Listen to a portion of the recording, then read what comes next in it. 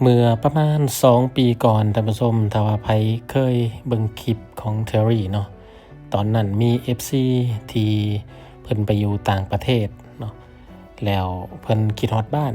ก็เลยว่าแชตมาทางอันคลิปของเทอรี่นั่นแหละอยู่ในช่อง YouTube ว่าอยากเบิ่งเขตบริเวณบ้านที่เพิ่นเคยอยู่ว่าซั่นเนาะและตอนนั้นเฮาก็สละเวลาเนาะไปถ่ายมาให้เบิ่งแต่ว่าบ่นึกบ่ฝันว่าปีนี้เพิ่นกลับมายามประเทศลาวเพิ่นได้ชวนไปหลินเฮือนเนาะแล้วก็พากันกินข้าวแลงและคลิปนี้เนาะเฮาจะกลับมาเยี่ยมยาม FC เนาะเพิ่นเชิญมากินข้าวแลงนำเอาติดตามไปนำกันเนาะว่า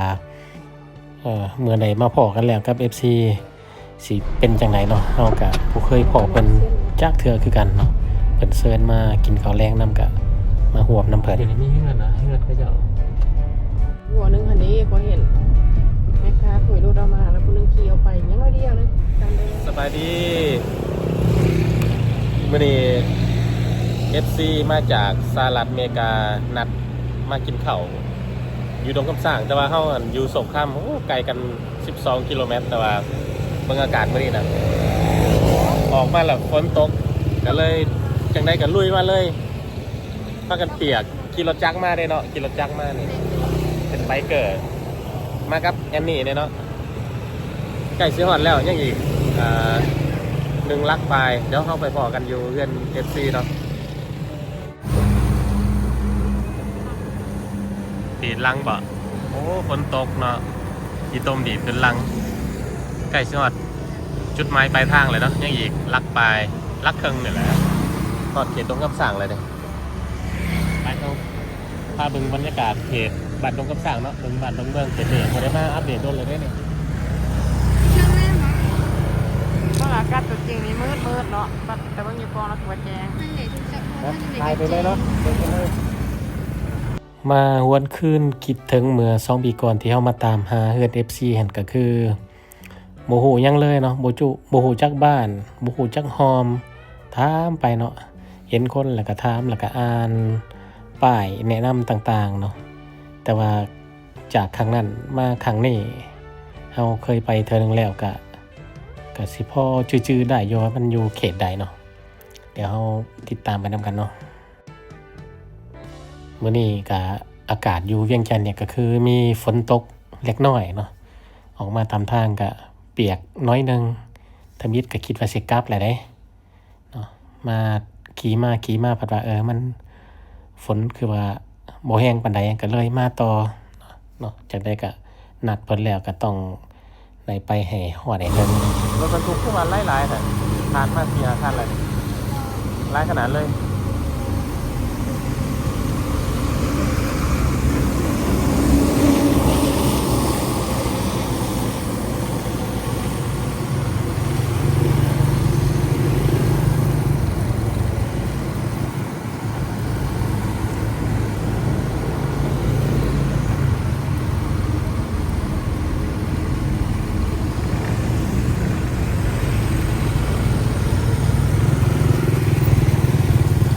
หอมได้ทานมึงหอมด้วย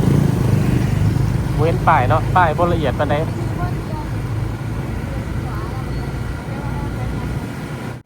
ดนไกลมากเทื่อนึงอยู่แถวนี้ก็ดีแต่ว่าบ่ฮู้ว่าจุดใดเป็นจุดใดเพราะว่าเฮามีแต่ไกลซื่อเด้ไปหอมที่ตัวได้แล้วนี่ เอาเบอร์โทรใส่แทนซื้อหอมอยู่ลาวเพิ่นเดินหอมเนาะอยู่ไทยเอิ้นซอยที่เท่าใดที่แถวนี้จะมีหาดคาเฟ่ลืมซื้อหาดเลยเด้เคยไปเทื่อนึง2 เทื่อเคยไป2 เทื่อโอ้ฮอดกี่แล้วนี่แป๊บจอดเบิ่งแผนที่เมื่อกี้นี่ยังอีก600 เมตรฮะซื้อกล้องไปกันต่อลุยโอ้ไฟแดงบ่แดงวะ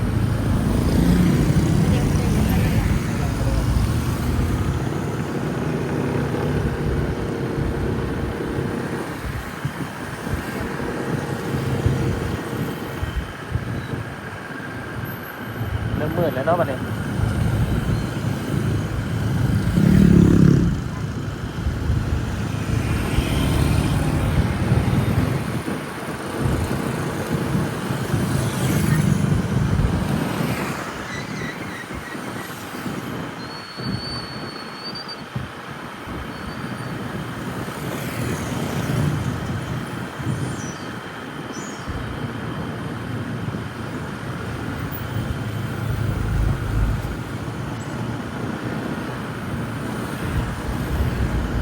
กล้าจะซื้อซินด้าไม่ขายดีนะครับ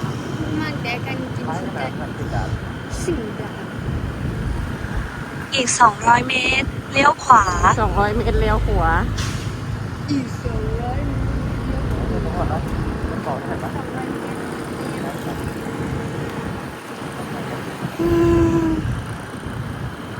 เก้า เลี้ยวขวา แล้วจุดหมายของคุณจะอยู่ทางซ้าย เห็นปะ 90 70 6เท่าไหร่ กะมาหอดแถวนี้เนาะท่านผู้ชมใกล้ๆกับตลาดดงคำสร้างนั่นแหละมาแถวนี้ก็พอจื้อๆได้จักหน่อยผ่านไป2 ปีบรรยากาศก็เปลี่ยนแปลงไปเล็กหน่อยเนาะการพัฒนาก็พอดีไปๆมาๆก็พอดีมาพอเนาะ FC ก็เพิ่นกลับมายามประเทศเพิ่นก็ดีใจเนาะ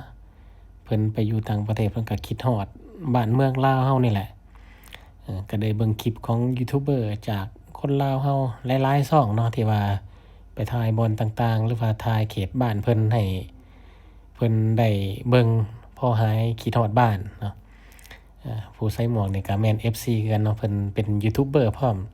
เดี๋ยวเฮาขึ้นชื่อช่องเพิ่นให้ก็ฝาก FC ของทอรี่ทุกคนติดตามช่องเพิ่นเด้อเพิ่นสร้างช่องใหม่เนาะเพิ่นอยู่สหรัฐอเมริกาพุ่นแหละอีกประมาณอาทิตย์กว่าเนาะเพิ่นก็กลับไปอเมริกาแล้วถือว่ามาครั้งนี้ก็ได้มา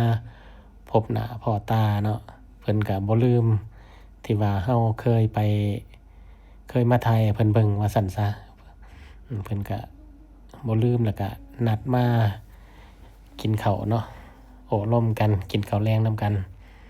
เอาจักหน่อยจะพาขึ้นไปเทิงเฮือนเพิ่นเนาะไปหากินข้าวกินน้ำมื้อนี้เพิ่นสิมีหยังในสู่กินเนาะติดตามไปนำกันแล้ววันนี้เนาะเพิ่นคิดฮอดแล้ว เนาะ เพิ่นก็เบิ่งแต่คลิปอันน่ะสุดยอดเลยเนาะเพิ่นคลิปเพิ่นอยู่ ตา แล้ ม ว ตลอดไปหันไปนี่เบิ่ง ส่วนร้านจะไปโซนนั่นโซนที่ว่าเขาเจ้าขายคืออาหารการกินที่ตลาดทางสีหอมทั้งนี้บ่ค่อยได้มาปานใดเดิน บ่สู้เฮ็ดหันสมาน บ่ค่อยได้มา ก็บ่มีไผมาเลยล่ะ มันนั่นมันส่วนร้านจะเป็นบ้านเรือนอยู่ธรรมดาเด้โซนเศรษฐกิจมันไปทั้งพุ่นทั้งวัดไซทางสีหอมพุ่นนะ แม่ มันคือ แม่ พืช เห็นตลอด ก็เลยว่าเข้ากับเป็นหล่อหลินด้วยกันกิน นั่นแหละเพิ่นก็ได้เห็นแล้วหอมนั่นหอมนี่ก็ย้อนคลิปเจ้าแหละ ติดตามเด้ FC ขอบใจหลาย นี่ลูกสาวกับ ๆ เมีย ให้ลูกสาว อันนี้ซื้อเฮีย อันนี้ยัง เป็นเมีย เป็นเมีย ลูกสาวผู้กลางกันนี่นะ อันนี้นึกว่าสิพากันมาเบิดซะดอก ไปแล้ว ข้าวบ่ รถใหญ่อะถ้ากัดท้ายกำลังไปซื้อท่านใหม่แหละครับยังบ่ได้ซื้อนะ เนาะ โอ้ ก็เลยมา มาขี่รถจักรก่อน 3 คนนี่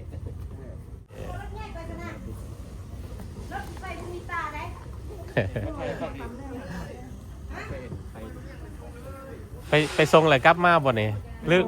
รือไปเที่ยวเลย บ่ เออ บ่โซนแล้วก็กลับมา แต่จังได๋ก็อาจจะเพิ่นเนาะบ่ฮู้ว่าโดนปานใดไกลบ่ ตะปือบ่ บ่อันน่ะ สิไป รถเมล์คิวรถเมล์นะ โอ้สายไต่วะสายไต่ดงโดก จะนอนก็มาดอก ไกลเติบประมาณ คันบ่ 20 ฟ้า กิโล กลับก็สิเจอเพิ่นอีกอยู่ โดย ตามสบายเด้อ เดินทางปลอดภัย ส่งดีเด้อกลับอัตตปือพุ่นบ่ แม่น โอ้ จักชั่วโมงขี่รถเมล์ ห่วยออกนี่8โมงกลางคืนเตียงนอนหอดผู้นั้น แจ้งเลย บ่11โมง ฮะฮอดบ่ ล่าสุ11โมง 10 โมงกลางเว้นวะ 11โมงตอนกลางเว้น โอ้ข่อยนึกว่ากลางคืน เว้น11โมงกลางคืนได้ เออ ใครได้แต่ได้นอนเนาะ ใครแต่ละขึ้นด้วย เกิดเนาะอันเนี้ย สกดีเด้อมีโอกาสแป๊บตะปือสิถามหาเด้อ ไปแล้วไปแวะยามแน่ ว่าบ่ได้บางทีเฮาได้ไปเที่ยวทางภาคใต้ แม่น พาครอบครัวไปเที่ยวยังสิได้ไปเยอะ ไปเที่ยวบนนั้นเบิ่งตาดซื้อปงไร่เด้ อยู่อัตตปือว่าเซบองไร แม่นอยู่อัตตปือ โอเคคำได้ไปเถื่อได้พอกันสกดี เอาไปเสื้อ เอาถ่ายอยู่ห้อง ถักเอื่อยกับบสบายในเจ็บท้อง ก็เลยว่าเอ้าไห้ผุนนี่มาอันนี้ หนาวบ่ หนาว ถึกฝนตกพอดี เทอากาศนะ อากาศเย็นเนาะ กินมาเขียบ โอ้ยยังมีรถอยู่สำหรับคิดว่าจะได้เจอเบิร์ดอนาครอบครัวเลยแต่ว่าเป็นหยัง ตอนนี้เฮามาขอเทือนของ FC ที่อยู่สหรัฐอเมริกา แต่ว่าอันเป็นคนอเมริกาเลยบอกว่านี่ แม่นละสันสัตว์คุณ ได้สัญชาติอเมริกาเลย อันนี้กลับมายามพี่น้องอยู่ประเทศลาวเฮาเพิ่นก็มีช่อง YouTube ได้เพิ่นก็เฮ็ด YouTube คือกันช่องหยังก็อ้าย ซ่องดาวละคร ดาวละครที่เฮาขึ้นซื้อช่องไว้ให้ฝาก FC ของ Terry ติดตามเพิ่นในเด้อ ประมาณนี้ เพิ่นก็นี่แหละพาไปลินไปเที่ยวหมองนั่นหมองนี่อยู่ลาวแน่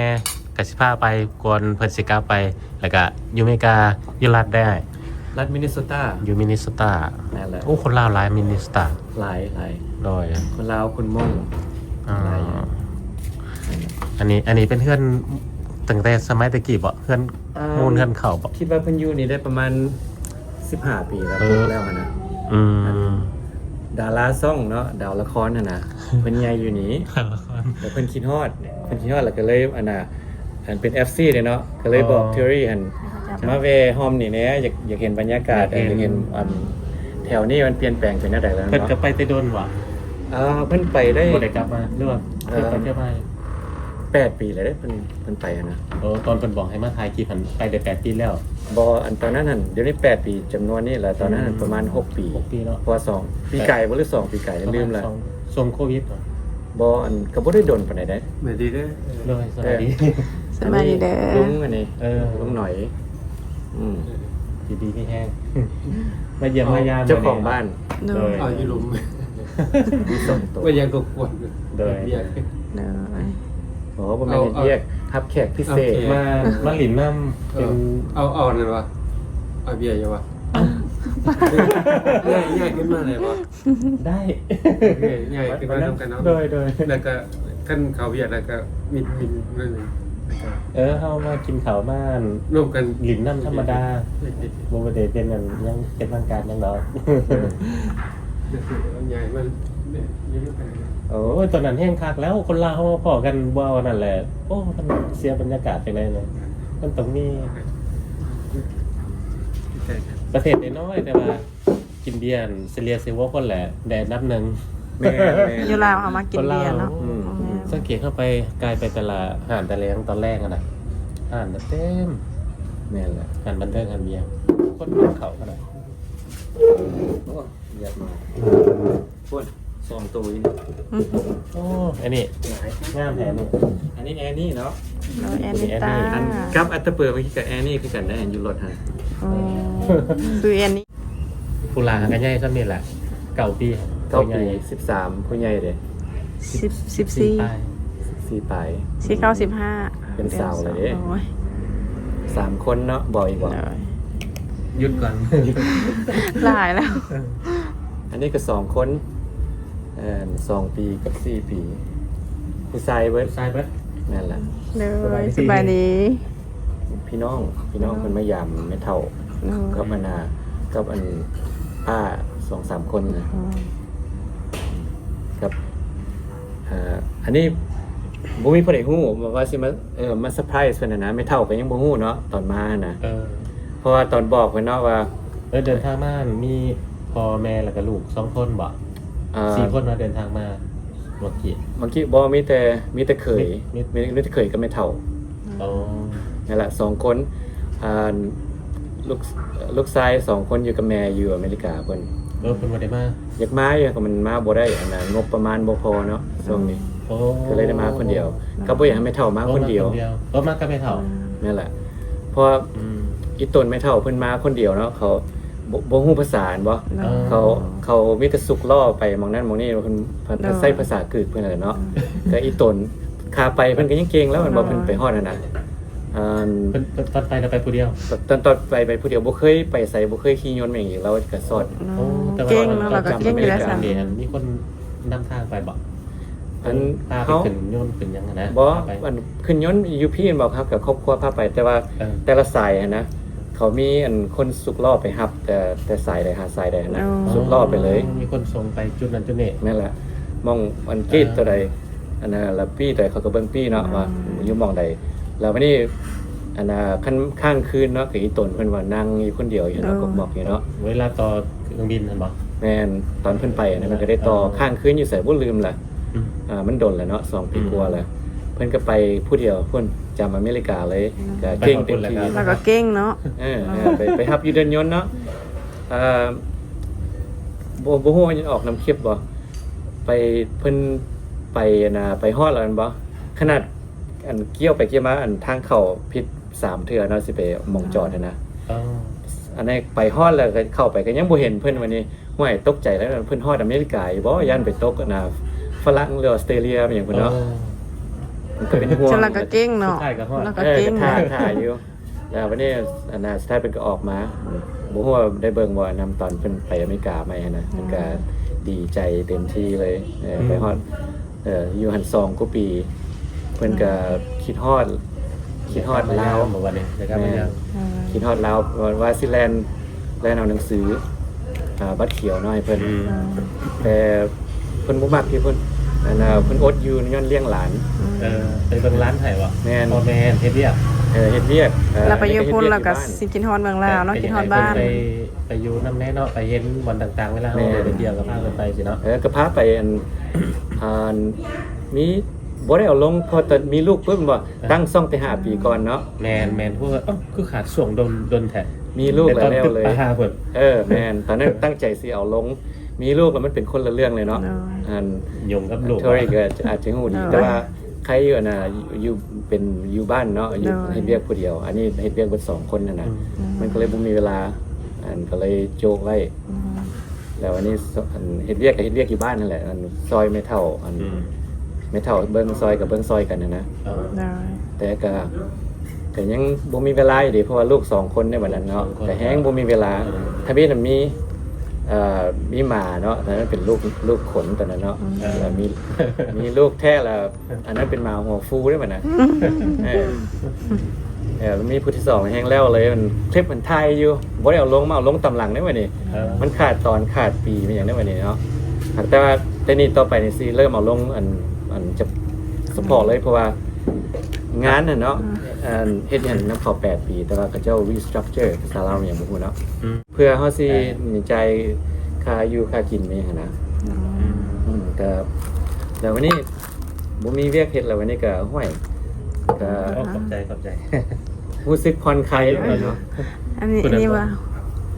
หัวหน่อยนึงได้ โอ้นึกว่าลูกชายมานำ บ่อยากเอามาอยู่เพิ่นก็ว่าอยากมาไม่เท่า ก็จะใหญ่เติบเลยนะ 4 ปีกับ 2 ปีพุ่นพวกก็เป็น4 ปีสิเข้าก ำลัง 4 กับ 2 แม่นน่ะผู้น้อยหั่นตอนนั้นสิเข้า3เดือน12 ขอบใจหลาย ผู้นี้เป็น3 ปีครบ3 ปี เห็นในคลิปโอ้เว้าเก่ง ยอดสุดยอด ๆผู้ใหญ่ก็เว้าเก่ง น้องเห็นเก่งภาษาอังกฤษผู้อ้ายหั่นน่ะภาษาลาวภาษาอังกฤษว่านั้นไม่เท่าเลยเนาะ ๆได้2ภาษา แม่น ได้หลายภาษาดีๆได้เนาะ เวลามายามประเทศเฮาก็พอได้ฟังเข้าใจแต่เขาเจ้าจะใส่อังกฤษเป็นหลักเนาะ แม่นแหละหมอน้อยฮู้ภาษาลาวเข้าใจภาษาลาวแต่ว่าเพิ่นบ่ยอมเอาภาษาลาวนำไม่เท่าว่าอังกฤษลูกเดียวไม่เท่าบ่เข้าใจวันนี้เนาะแต่ตลกดีเนาะไม่เท่าบ่เข้าใจวันนี้ให้ไม่เท่างุดงิดมันบ่ไม่เท่าก็โอ้ยเสียได้เนาะมันผิดกันซะไม่เท่า2คนนั่นน่ะไม่เท่าก็ลานทูนเพิ่นเนาะผิดกันให้กันเนี่ยเป็นตลกแต่ตลกดีแม่นถ้าเข้าใจว่าเป็นบ่ยอมเว้าเข้าใจว่าเป็นบ่เว้านี่อาหารมื้อนี้ก็มีแหนมเนืองปิ้งปลาท่านผู้ชมโอ้แซ่บๆเลยอาหารลาวเฮา2มื้อกันนะครับมื้อนี้มาพ่อ FC ที่มาจากสหรัฐอเมริกาเพิ่นเลี้ยงข้าวแรงมานี่ขอบใจหลายๆเด้อเด้อ บ่เป็นหยัง หลายๆเด้อ พี่ผู้ต้อนรับนะ ขอบใจหลายๆสำหรับอาหารแรงมื้อนี้แซ่บหลายโอกาสหน้ามาข้างหน้ากะอย่าลืมติดต่อหาเด้อสิพาไปเที่ยวภูเขาหล่นอยู่แขวงไซสมบูรณ์ ได้ ถ้าเราได้มาแล้วมีโอกาสเนาะไปเที่ยว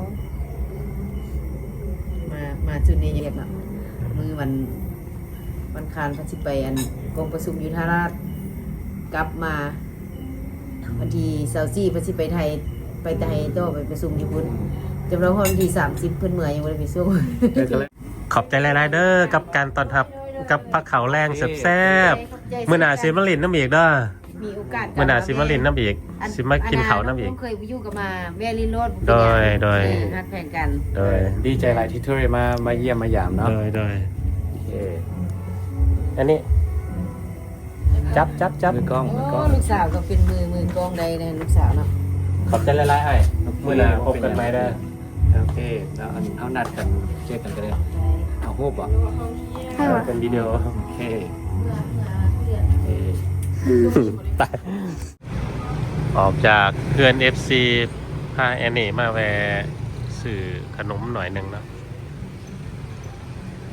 อยู่โศกทวีก็จะเปิดเบิดคืนหมดนี่เนาะฮะอ๋อโมเมนต์ฮอด22 โมงเนาะฮอด10 โมงตอนนี้8 โมงถือว่ายังเปิดอยู่หันสะดวกสื่ออยู่เวียงจันทน์เนาะมีหันกระแลมเปิดใหม่อีกมีเสีย